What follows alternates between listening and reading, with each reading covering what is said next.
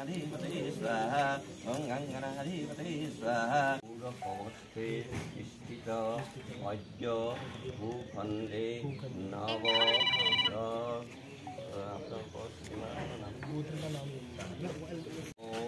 लक्ष्मणाय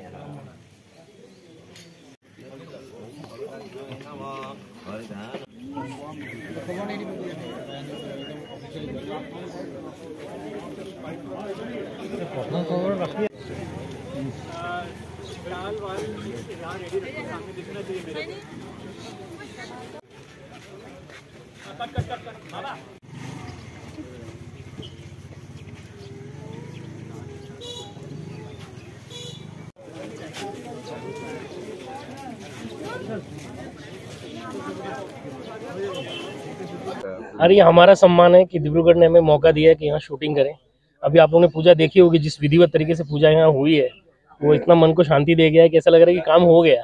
तो शुरू करने के पहले अगर आपको ऐसा लगने लगे कि काम आपका अच्छा होने वाला है तो उससे अच्छी भावना क्या हो सकती है। और सारा श्रेय जाता है डिब्रूगढ़ शहर को और यहाँ के बाशिंदों को, जिन लोगों ने हमें मौका दिया कि हमारे साथ काम करें। वो ये सीमांता जी हैं जो आसाम फिल्म डेवलपमेंट कॉर्पोरेशन को हेड करते हैं। इनके कर कमलों से और भास्कर जी के कर कमलों से ये हुआ है कि इन्होंने सारा फैसिलिटेट किया यहाँ पर और इतनी स्मूथली शूटिंग हो रही है, मतलब शुरू होने वाली है अभी। So I am grateful to Assam government as well to giving us the opportunity to shoot here and hope this starts well, क्योंकि दौड़ बहुत लंबी है। अभी शूटिंग शुरू होगी तो और शूटिंगें होंगी यहाँ। डिब्रूगढ़ को क्यों चुना आपने? एक्चुअली डिब्रूगढ़ ने मुझे चुना है। मैं जब शहर के अंदर आया तो पता नहीं डिब्रूगढ़ शहर ने मुझे कॉल दी, क्योंकि इन्होंने सलाह दिया था कि आप पहले पूरा देख लीजिए आसाम, आप साउथ बेल्ट से नॉर्थ बेल्ट पूरा घूमिए, आपको अपनी रिक्वायरमेंट के हिसाब से बहुत कुछ मिलेगा। तो इन्होंने ज्योग्राफिकली देखा हुआ था मेरी कहानी के हिसाब से। उन्होंने कहा कि आप एक बार पहले चक्कर मारिए, आप लखीमपुर जाइए, आप जोरहाट जाइए, आप शिव सागर जाइए, आप सब एक क्रॉस करके जाइए, फिर आपको देखिए आप पता चलेगा। तो I don't know why he suggested me, but that's good that he suggested me that I should have this tour of from south to north. Then the moment I entered in Dibrugarh, crossing the Bogeybill Bridge, so I knew that this is the place where I'm going to shoot the film. तो थोड़ी सी idea देंगे film के बारे में? कुछ नहीं, एक बच्चे और एक उसके पेट की कहानी है, लेकिन वो उसके थ्रू ही पूरे शहर में घूम रहा है बच्चा। तो जितना लोकेशन यहाँ देखने लायक है, टी स्टेट से लेकर ब्रिज से लेके BPCL, ये कॉलोनी आप देख रहे हो इतना सुंदर है, ब्रह्मपुत्र वैली, मतलब ये सारा शहर वो घूमता रहता है। और क्या इसी के थ्रू पूरा हम शहर भी देखते रहते हैं, तो कहानी एक शहर की भी चल रही है। जैसा कि दिख रहा है कि फिल्म में काफी लोकल आर्टिस्ट को भी आपने चुना है। 98% हमने आर्टिस्ट लोकल ही चुना है। एक एक्ट्रेस जो है वो गुवाहाटी से आई है, सुलक्षणा बरुआ, और एक दो एक्टर जो है, जैसे जो फैमिली यहाँ रहने आई है वो बंगाल से माइग्रेट होके आई है या ट्रांसफर होके आई है। सिर्फ वो फैमिली यहाँ हम लेके आए हैं बाहर से, बाकी सारे एक्टर जो हैं वो यहीं से। नाम क्या है?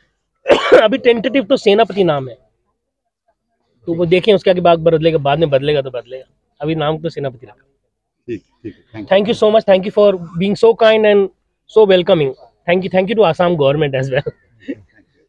অসমত আজিৰ তাৰিখত বিভিন্ন ভাষাৰ চিনেমাৰ শ্বুটিং আৰম্ভ হৈছে এক নতুন পন্থাৰে। মাননীয় মুখ্যমন্ত্ৰী ডক্টৰ হিমন্ত বিশ্ব শৰ্মা ডাঙৰীয়াৰ সবল নেতৃত্বত আমি অসমত দুটা বস্তু এষ্টাব্লিছ কৰিবলৈ সক্ষম হৈছোঁ। এক নম্বৰতে হৈছে communication, good road connectivity, air connectivity, ট্ৰেইনৰ কানেক্টিভিটি, যাৰ ফলত কি হয় দেশৰ বিভিন্ন ঠাইৰ পৰা যিখন মেইন চহৰ, বম্বে হওক, দিল্লী হওক, কলকাতা হওক, হায়দৰাবাদ হওক, আহমেদাবাদ হওক, গোটেইকেইখন মেইন চহৰৰ পৰা আজিৰ তাৰিখত গুৱাহাটীলৈকে ডাইৰেক্ট ফ্লাইট আছে, ডেইলি ফ্লাইটছ আছে, গুৱাহাটী আৰু ইনফেক্ট ডিব্ৰুগড়লৈকেও ডাইৰেক্ট ফ্লাইটছ আছে দিল্লীৰ পৰা বা কলকাতাৰ পৰা। তেনে ক্ষেত্ৰত আমাৰ ৰোড কানেক্টিভিটি যথেষ্টখিনি ভাল হৈছে। আজি মই গুৱাহাটীৰ পৰা ইয়ালৈকে আহিছোঁ, অলমষ্ট ডিব্ৰুগড় মই বিশ্বাস কৰিব নে নকৰে মই নাজানো, মই 6.5 ঘণ্টাত ডিব্ৰুগড় পাই গৈছোঁ। য'ত নেকি এটা সময়ত যেতিয়া মই ডিব্ৰুগড়ত আছিলোঁ, আজি 11 বছৰ মই ডিব্ৰুগড়ত থাকি গৈছোঁ, সেইটো সময়ত আমি 11-12 ঘণ্টা আমি ডিব্ৰুগড় আহিব লাগিছিল।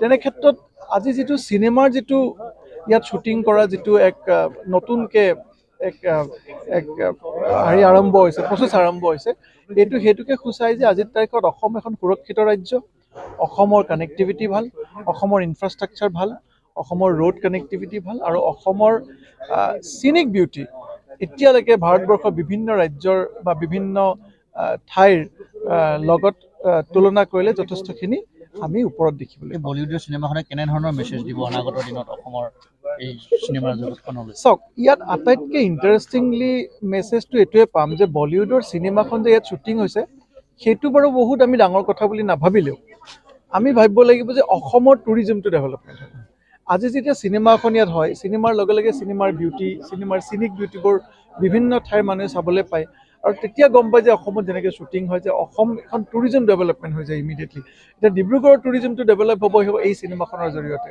যেনেকৈ আপোনালোকে দেখিছে যে এক্সাম্পল দিলৱালে দুলহনিয়া লৈ যায়গে চিনেমাখনৰ শ্বুটিং হৈছিলে ছুইজাৰলেণ্ড যেতিয়া ছুইজাৰলেণ্ডত শ্বুটিং হৈছিলে হোৱাৰ পিছতে ছুইজাৰলেণ্ডৰ ৰেভিনিউ 4-5 গুণ বাঢ়ি গৈছিলে তেতিয়া ভাৰতবৰ্ষৰ মানুহে গম পাইছিল যে ছুইজাৰলেণ্ডৰ ইমান ধুনীয়া জেগা আছে চিনেমাখন হিট হোৱাৰ লগে লগে গতিকে এখন চিনেমাই যেতিয়া শ্বুটিং কৰিব এটা ঠাইত সেই ঠাইৰ যিটো পৰ্যটন উদ্যোগটোক যথেষ্টখিনি আগবঢ়াই লৈ যায় প্ৰথম যোগাযোগ কৰিছিলে যে ইয়াত অভিনেত্ৰীৰ প্ৰয়োজন এখন হিন্দী চিনেমাৰ আমি এটা আচৰিত হৈছিলোঁ মোৰ লগত যোগাযোগ কৰিছিল প্ৰথমতে জ্যোতিনাৰায়ণ নাথে আৰু তাৰপিছত জ্যোতিনাৰায়ণ নাথৰ যোগেদি এখেতসকলে মোক যোগাযোগ কৰিছিলে আৰু আমি আমাৰ ডিব্ৰুগড়ৰ যিমানখিনি আমাৰ নাট্যশিল্পী আছে আমি প্ৰত্যেকৰে ফটো দিছিলোঁ তেওঁলোকে বাছি তাৰ পৰা তেওঁলোকে চিলেক্ট কৰিছে আৰু চিলেক্ট কৰি এটা অডিশ্যনো তেওঁলোকে কৰিছিলে আৰু তাৰ অডিশ্যনৰ পিছত ৱৰ্কশ্বপৰ পৰা আজি এই দিনটো যে আমাৰ কাৰণে সঁচাকৈ